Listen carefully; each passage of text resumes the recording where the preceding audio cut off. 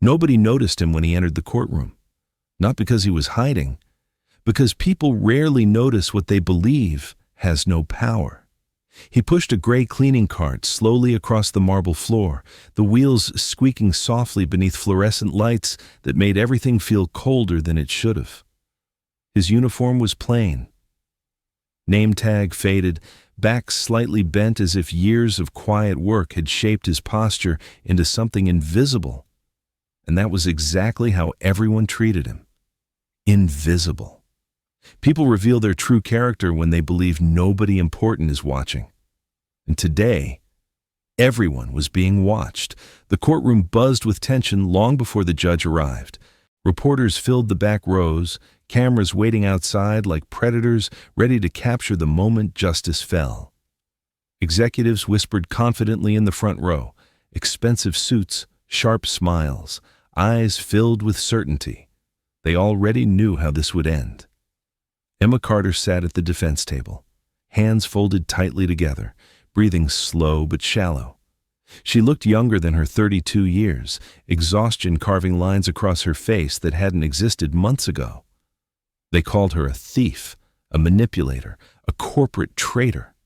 The media called her the woman who stole millions. And most people believed it, because narratives feel safer when villains are clear. The cleaner moved quietly behind the benches, listening, observing, remembering. One executive laughed softly as he walked past. "Careful," he joked to his colleague. "He might overhear something important." Soft laughter followed. The cleaner didn't react, didn't look up, but he heard everything. Power doesn't always enter loudly. Sometimes it waits for the right moment. The judge entered. Everyone stood, except the cleaner, not out of disrespect, but because he understood something nobody else did. The real trial hadn't started yet. Judge Harrison sat behind the bench, expression unreadable, voice steady. "The court will now proceed with final arguments." The words felt heavy. Final. Unavoidable. Emma's lawyer stood, voice trembling slightly. "The prosecution's entire case relies on internal company records," she said carefully. "Records controlled by the very executives accusing my client." Murmurs spread, but skepticism remained, because powerful people rarely look guilty. The prosecutor smiled confidently. He knew the narrative was strong, clean, simple, and juries love simple stories. Emma stared down at her hands, fighting tears, because crying made people assume weakness, and weakness rarely wins inside rooms like this. The cleaner stopped near the back wall, watching quietly, eyes calm, patient, waiting. The judge lifted the sentencing papers slowly. "The court is prepared to deliver judgment." Silence spread instantly. The room leaned forward, waiting, certain. And then a voice broke through the air. "That would be a mistake." Every head turned. The cleaner stepped forward, slow, calm, unafraid. The bailiff moved toward him. "You need to leave." The judge raised his hand, stopping him, because something about the man's voice felt familiar, heavy, unavoidable. "State your name," the judge said carefully. The cleaner paused, looked at the executives, at Emma, at the jury. "My name," he said quietly, "is Daniel Reeves." Gasps spread instantly, faces drained of color. Executives froze, because Daniel Reeves wasn't a cleaner. He was the founder of the company, the man who disappeared years ago, the man everyone believed would never return. And suddenly, every joke, every whisper, every lie spoken around him became a confession. "My name is Daniel Reeves." The words didn't sound loud, but they carried weight heavy enough to silence an entire courtroom. For a moment, nobody moved, nobody breathed, because recognition arrives slowly when reality refuses to match expectation. One of the executives stood halfway from his chair, eyes wide, color draining from his face. "That's impossible," he whispered. But impossibility has a way of collapsing when truth walks into the room. Daniel Reeves, founder of Halcyon Systems, the man who built the company from nothing, the man who vanished 5 years earlier after stepping down without explanation, the man whose absence allowed new leadership to rewrite the company's story. And now, he stood wearing a maintenance uniform, holding a cleaning rag in one hand, watching the room like a quiet storm. The judge leaned forward slowly, careful, measured, because authority recognizes authority. "Mr. Reeves," he said, "if that is indeed who you are, you must explain why you are interrupting official proceedings." Daniel nodded calmly, not defensive, not emotional, just certain. "Because the wrong person is about to be destroyed," he said softly. His eyes moved toward Emma, and for the first time since the trial began, someone looked at her without judgment. Emma stared back, confusion mixing with fragile hope, because sometimes hope feels unfamiliar after living too long without it. The prosecutor stepped forward quickly. "This is a courtroom, not a stage," he said sharply. "Security—" The judge raised his hand again, stopping him, because curiosity had already entered the room, and curiosity cannot be silenced easily. "You claim to be Daniel Reeves," the judge said. "Then prove it." Daniel reached into his pocket slowly, not rushed, never rushed. He placed a worn leather wallet on the table. Inside, identification, documents, a company founder's credential that no one else could possess. The courtroom shifted. Executives whispered frantically, because if he was real, their certainty was about to collapse. "Why now?" the judge asked. "Why wait until this moment?" Daniel's gaze hardened slightly. Not anger, disappointment. "Because people reveal who they truly are when they believe nobody important is watching," he said quietly. "And I needed to know." A ripple moved through the room, because suddenly every private conversation felt exposed. Emma's lawyer stepped forward cautiously. "Mr. Reeves," she said, "are you saying you have information relevant to this case?" He nodded once, slow, final. "I have proof that the company records used against Ms. Carter were manipulated."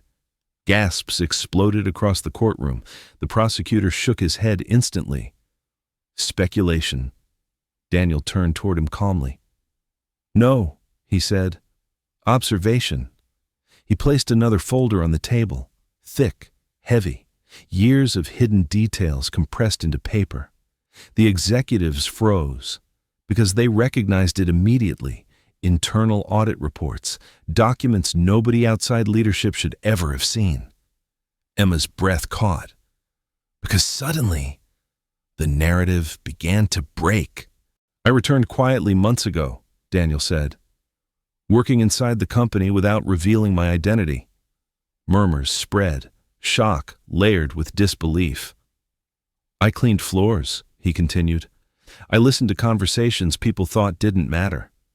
His eyes moved slowly across the executives, and I watched them build a story designed to blame someone who couldn't fight back. The courtroom leaned forward, every person sensing the shift, because trials change direction when hidden truth walks through the door. And somewhere beneath the shock, one question began forming in every mind. Why would a powerful founder choose to become invisible? Silence spread slowly across the courtroom. Not confusion, recognition. Because power had just changed direction. Daniel Reeves stood calmly at the center of the room, no longer invisible, no longer ignored. And suddenly, every executive who laughed at him felt exposed. The judge studied him carefully. "If you possess evidence that affects this case," he said slowly, "you must present it clearly and immediately." Daniel nodded. He didn't rush. Authority never rushes.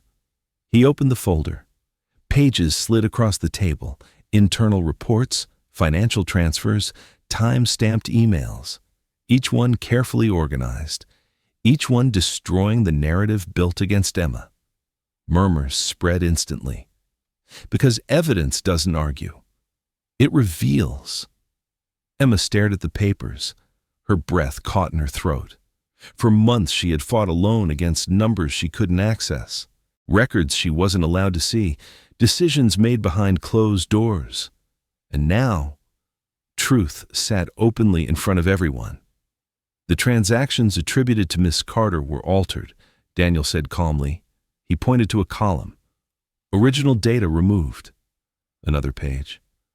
Approval signatures digitally reassigned. Another.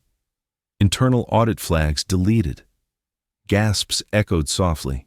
The prosecutor stepped forward quickly. This is speculation unless verified by certified forensic analysts. Daniel nodded again.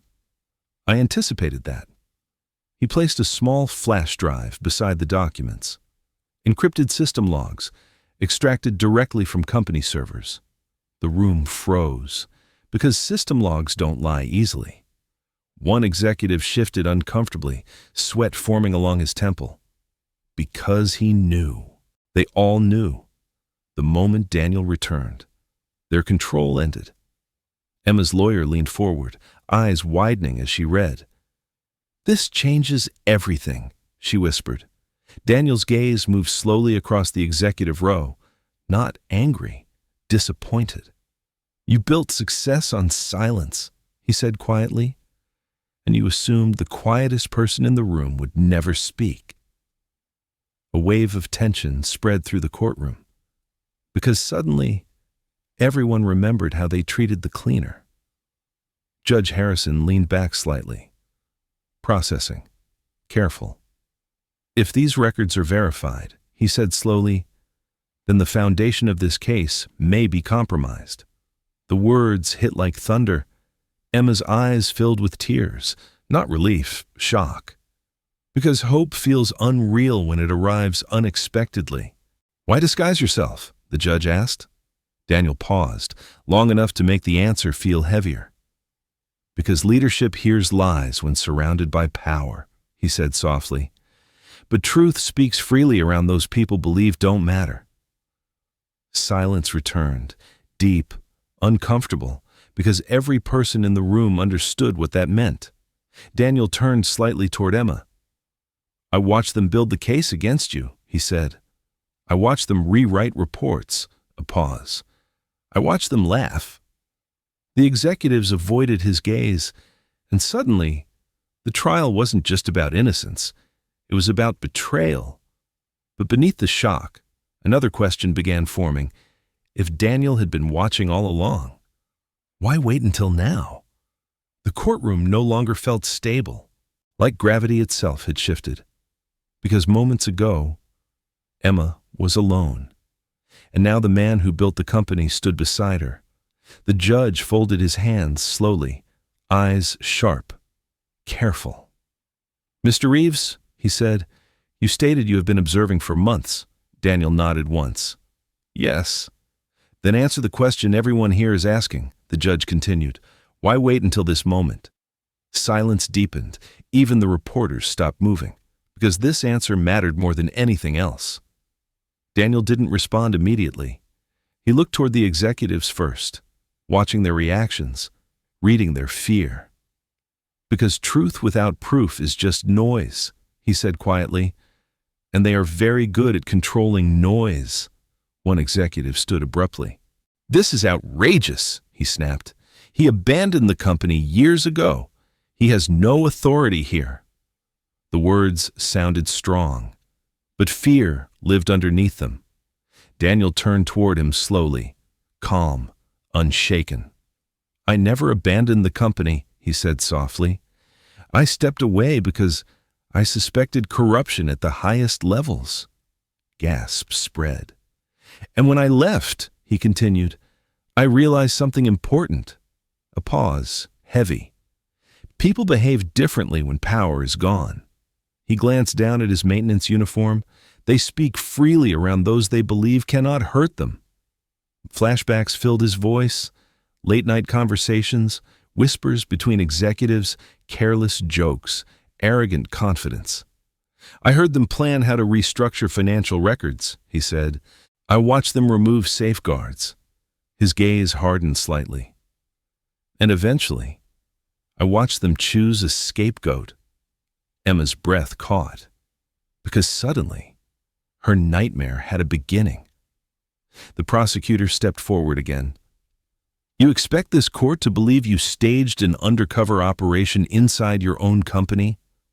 Daniel didn't argue, didn't raise his voice. Yes. The simplicity of the answer felt more powerful than anger. Because I needed them to believe they were safe, he continued, that nobody was watching. One executive slammed his hand on the table. This is manipulation. Daniel met his eyes calmly. No, he said. It's accountability. The tension in the room became electric because power had shifted completely. Emma watched him carefully, trying to understand, trying to believe. You knew they were framing me? She asked quietly, her voice barely steady. Daniel looked at her, pain visible in his expression. Yes, a pause. I needed proof strong enough to survive this room. Her eyes filled with tears, not anger, something deeper. Hurt. Then why didn't you stop them sooner? The question hit harder than anything else, because sometimes saving someone late feels like betrayal. Daniel hesitated for the first time, because exposing corruption too early would have destroyed the evidence, he said quietly. And they would have found another victim. Silence returned, heavy, uncomfortable. Was he a hero, or a man who allowed suffering for a greater truth? The judge leaned forward, because now the trial wasn't just about Emma. It was about power itself. And beneath everything, a darker question formed. If Daniel had uncovered corruption, how deep did it go? The room felt heavier, not just tense, dangerous, because truth had stopped being theoretical. Now it had names, faces, consequences. Daniel Reeves stood calmly beside the defense table, no longer invisible, no longer ignored.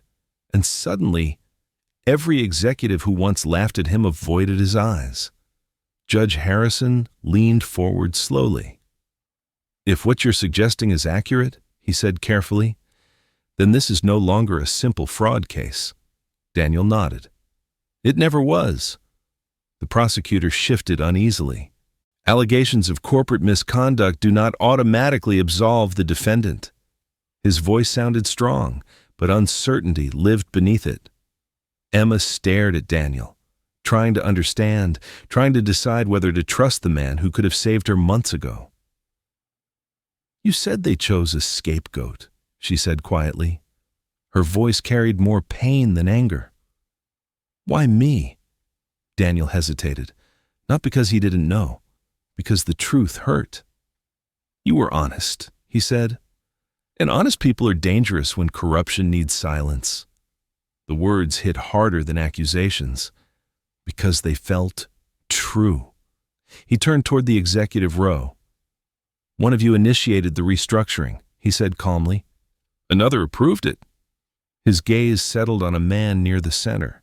And you executed it. The accused executive froze, face pale, breathing shallow.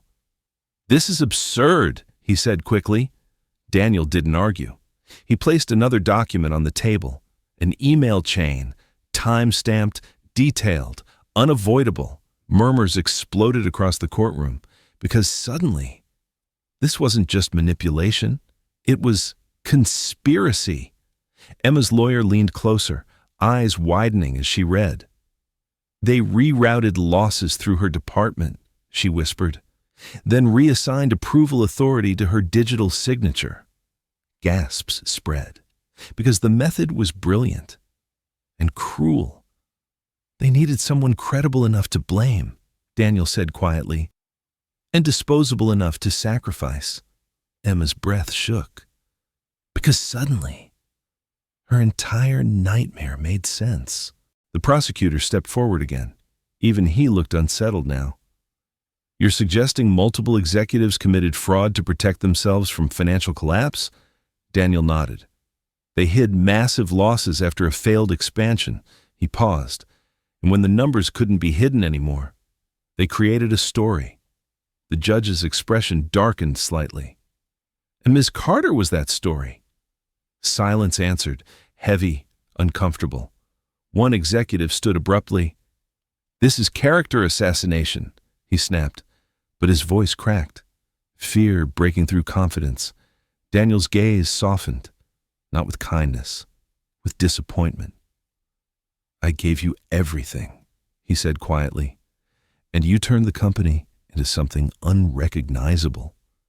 The room felt smaller, closer. Because betrayal always feels personal. Emma watched him carefully.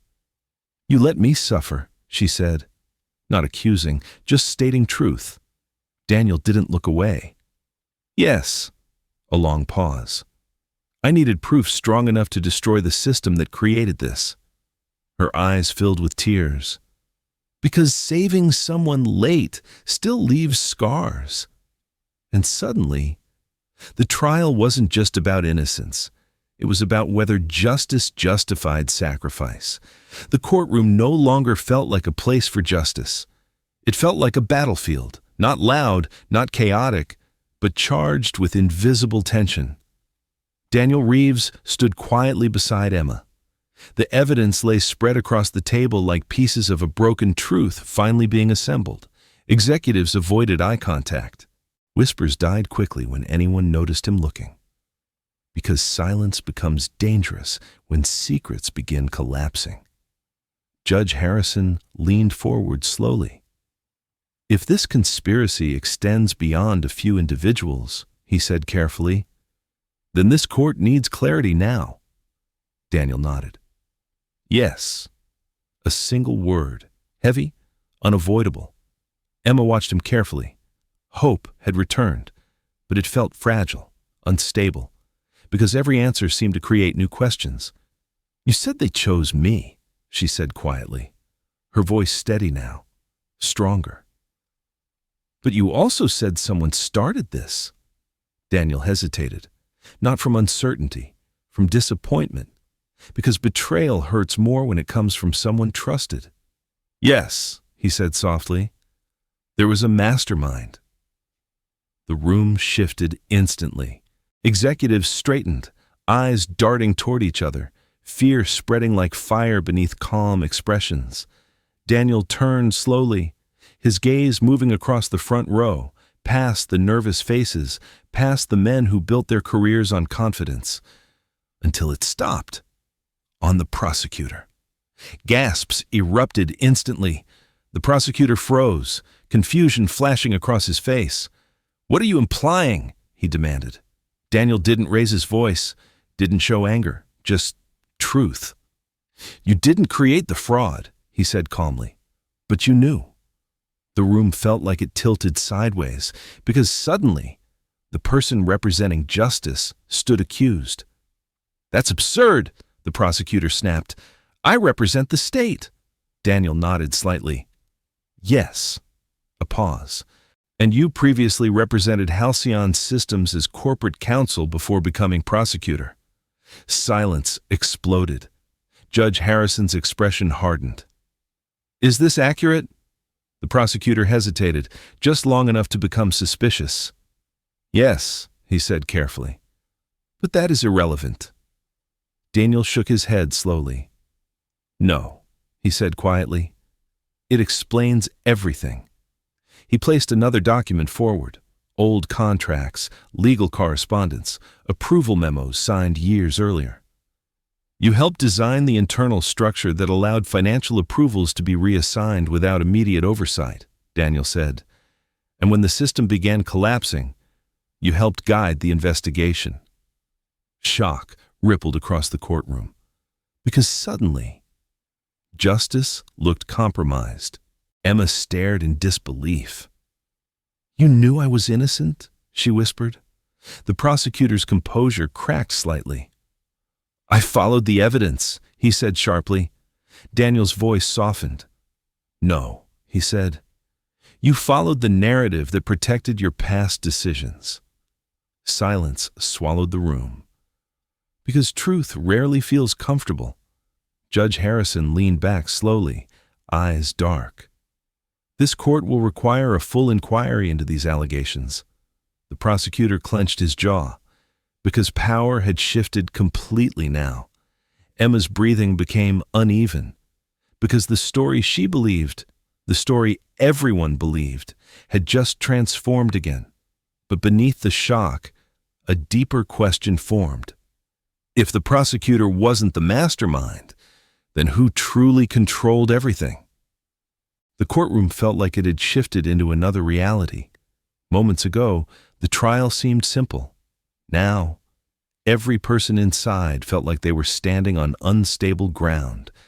Daniel Reeves stood quietly, calm, unshaken, but his eyes carried something heavier now. Regret. Judge Harrison leaned forward.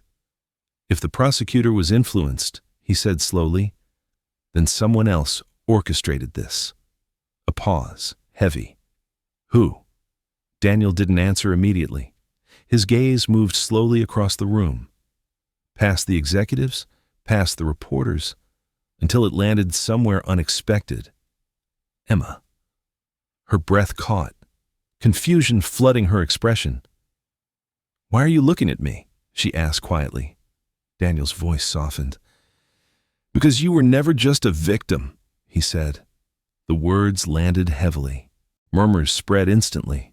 Shock layered with disbelief. Emma shook her head. No, she said. I didn't do anything. Daniel nodded. I know.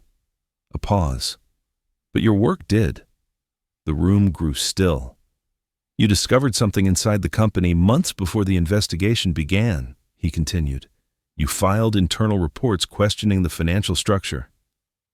Emma's eyes widened because she remembered. Late nights, unanswered emails, ignored warnings. They realized you were getting close, Daniel said quietly. And they needed someone credible to blame before you exposed them. Understanding hit her like a wave, not relief, something darker, betrayal. They used my honesty against me, she whispered. Daniel nodded. Yes. One executive stood abruptly. This is irrelevant speculation. But his voice trembled, fear cracking through arrogance. Daniel turned toward him slowly. Then explain why her access permissions were suddenly expanded weeks before the fraud appeared. Silence answered. Judge Harrison's expression hardened. Continue, Mr. Reeves. Daniel took a slow breath. The real mastermind understood one thing, he said quietly, that the best way to hide corruption is to frame someone who would never suspect themselves. The room leaned forward, waiting. And that mastermind, he paused, long enough to make the air feel heavy, is not sitting at the executive table. Shock spread again, because suddenly the enemy felt closer, more dangerous. Daniel turned slowly toward the gallery, toward someone nobody had noticed before, a quiet man seated near the back, gray suit, neutral expression, unremarkable, until now. That man, Daniel said calmly, is the external auditor who signed every financial validation. Gasps exploded. The man stood slowly, face pale, eyes calculating. Because invisibility only works until someone looks directly at you. And suddenly, everyone realized the cleaner had not just exposed corruption. He had uncovered the architect behind it all. Every head turned toward the back row. The man Daniel pointed at didn't look dangerous. That was the first thing everyone noticed. He looked ordinary. Gray suit, neutral expression, the kind of face people forget moments after seeing. And that was exactly why he had survived unnoticed. The external auditor stood slowly, not panicked, not angry, just calculating. You're making a serious accusation, he said calmly. Daniel didn't move, didn't raise his voice. Not an accusation, he replied quietly. A conclusion. The courtroom felt electric, because power had shifted again, and this time the enemy didn't wear arrogance. He wore patience. Judge Harrison's voice cut through the tension. State your name for the record. The man adjusted his jacket. Victor Hale. Gasps spread among the executives. Some recognized the name immediately. Not famous, but influential. A consultant trusted by multiple corporations, a man hired to protect financial integrity, or to hide corruption. Emma watched silently, her heart racing, because suddenly she remembered him. Late meetings, short conversations, the way he always asked precise questions about her department, questions that seemed harmless at the time. Daniel stepped forward slightly. You didn't just audit the company, he said calmly. You designed the collapse. Victor smiled faintly, almost amused. That's dramatic, he said. Daniel shook his head slowly. You understood the system better than anyone. He placed another file on the table. Because you helped build it. Shock rippled again. You created vulnerabilities, Daniel continued. Backdoors that allowed financial manipulation without immediate detection. The judge leaned forward, eyes sharp. Victor's calm expression tightened slightly. You have no proof of intent. Daniel's voice softened, but became more dangerous. I have proof of pattern. He revealed transaction timelines, shell companies, hidden transfers that slowly siphoned funds over years, small enough to avoid alarms, large enough to create massive deficits. Emma's breath caught, because she recognized something. These numbers, she whispered. They're the ones I flagged? Daniel nodded gently. Yes. Victor's eyes flickered briefly, the first crack in his composure. You weren't supposed to see them, Daniel said, and when you did, they needed someone to take the fall. The courtroom erupted into murmurs, because suddenly, Emma wasn't just framed by executives, she was targeted by a system built to sacrifice someone when the theft became too large to hide. Victor laughed softly, not loudly, not angrily, just impressed. You went through a lot of effort, he said, pretending admiration. Daniel met his gaze. You underestimated how far someone will go to protect the truth. Silence followed, heavy, because this wasn't just corporate fraud anymore. This was calculated betrayal. Emma felt something shift inside her, anger replacing fear, because for months she thought she was alone. Now she saw the bigger picture, and it made her stronger. Judge Harrison spoke again. Mr. Hale, this court will require immediate explanation. Victor hesitated, and that hesitation told everyone everything. But beneath the shock, another question began forming. If Victor built the system, who allowed him to operate for so long? Victor Hale stood perfectly still. Too still. The kind of stillness people use when they're calculating outcomes faster than everyone else. The courtroom waited, every breath held between disbelief and anticipation, because powerful people rarely panic immediately. They analyze, they adapt, they survive.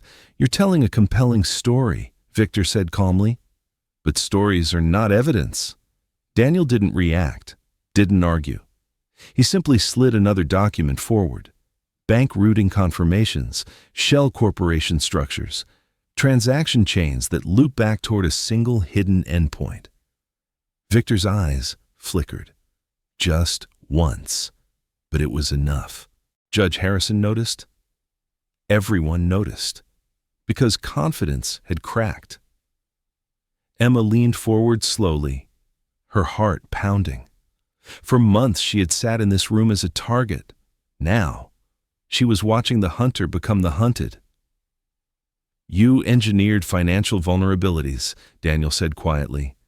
And when the company began collapsing under hidden losses, You accelerated the theft, a pause, and framed someone whose integrity made her believable as guilty.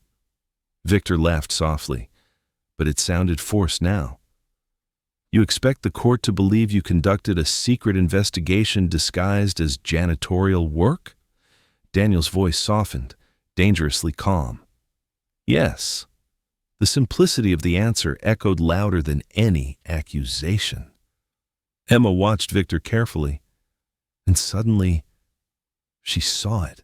The way he avoided certain questions during audits, the way he redirected conversations when she noticed irregularities, the way he smiled when she doubted herself. "You told me I was overthinking," she whispered. Victor didn't respond. Daniel nodded. "He needed you uncertain," he said, "because confident truth is dangerous." The judge leaned forward, eyes sharp. "Mr. Hale," he said firmly, "did you design or manipulate financial systems to facilitate unauthorized transfers?" Silence, heavy, uncomfortable. Victor's jaw tightened, and in that moment, the mask slipped. Not dramatically, but enough. "You have no idea how fragile systems like this are," he said quietly. "Companies pretend they're strong. They're not." His voice changed, less defensive, more philosophical. Daniel watched him carefully. Because this wasn't denial. This was justification. "They hired me to protect them," Victor continued, "and they ignored every warning." He glanced toward the executives. They wanted growth without risk. Gasps spread. Because suddenly, he wasn't denying involvement. He was explaining it. Emma felt anger rising inside her. "You destroyed my life," she said, her voice shaking, but strong. Victor looked at her calmly. "You were collateral." The words hit harder than any confession. Silence exploded across the courtroom. Because sometimes, truth feels colder than lies. Judge Harrison's expression hardened. "This court will order immediate investigation into these allegations." But Daniel didn't relax, because something still felt unfinished. Victor smiled faintly again, and that smile carried something dangerous. Because he wasn't surprised, he had expected this moment, and suddenly, everyone realized this wasn't the end of his plan. Victor Hale smiled, not the smile of someone defeated, the smile of someone who had already calculated the next outcome, and that unsettled everyone more than anything else. The courtroom buzzed with tension. Evidence lay scattered across the table like fragments of a broken illusion. Executives avoided eye contact. Reporters leaned forward, sensing history unfolding in real time. Emma sat frozen, because for the first time, she wasn't the center of the accusation. She was the witness to something much larger. "You think this ends here?" Victor asked calmly. His voice carried no panic, only quiet confidence. Judge Harrison's expression hardened. "This court is not interested in theatrics," he said firmly. "If you have something to say it clearly." Victor nodded slowly, then turned toward Daniel. "You of all people should understand," he said. "Systems don't collapse because of one man." Daniel didn't respond, but his eyes sharpened, because he already knew where this was going. "They hired me because they wanted protection," Victor continued. "They demanded growth without consequences." He gestured toward the executives. "They built the environment that allowed this." Some executives looked angry, others looked terrified, because blame had become a weapon moving in every direction. Emma's voice broke through the noise. "You destroyed my life." Victor looked at her, almost gently. "No," he said. "The system did." The words felt cruel, but dangerously honest. Daniel stepped forward. "This isn't philosophy," he said quietly. "You made choices." Victor tilted his head slightly. "Yes." A pause. "And so did you." The room froze, because suddenly the accusation shifted toward Daniel. "You watched," Victor said calmly. "You knew something was wrong." He smiled faintly. "And you allowed her to suffer while gathering proof." Silence exploded. Emma turned toward Daniel slowly, pain flashing across her face, because this was the question she had been afraid to ask. Daniel didn't deny it. "I needed evidence strong enough to end this permanently," he said softly. Emma's eyes filled with tears. "So I was just part of your plan?" The words hit harder than any legal argument. Daniel hesitated, the first true hesitation anyone had seen from him. "No," he said quietly. "You were the reason I didn't stop." Confusion rippled across the room. "If I had intervened early," he continued, "they would have destroyed the trail and found another victim." A pause. "I needed the truth to survive this room." The judge watched silently, because this was no longer just about law. It was about morality. Victor laughed softly. "See," he said, "we're not so different." Daniel's voice hardened. "Yes, we are." Security moved forward slowly. Victor didn't resist, didn't panic. He simply watched the room. "People will argue about this," he said quietly. "Some will call me a criminal." He glanced toward Daniel. "Some will call you a hero." A pause. "And some will ask whether you waited too long." The words hung in the air, unanswered, dangerous. Judge Harrison lifted the gavel. "This court will reopen proceedings immediately in light of new evidence," he said firmly. "The charges against Ms. Carter are hereby suspended pending full investigation." Gasps spread. Relief, shock, disbelief. Emma closed her eyes, breathing deeply, because freedom felt unreal after months of fear. Daniel stepped back quietly, returning almost to invisibility, and as security escorted Victor away, the courtroom buzzed with debate. Was Daniel a savior, or a man who allowed suffering for a greater truth? Because sometimes justice arrives late, and when it does, it leaves questions that never fully disappear. But what nobody in that courtroom realized was that Victor Hale wasn't the only one hiding in plain sight, because months before Daniel returned as a cleaner, someone else inside the company had already discovered the truth. And they didn't disappear. They were still watching, still waiting, and their next move would make this trial look small,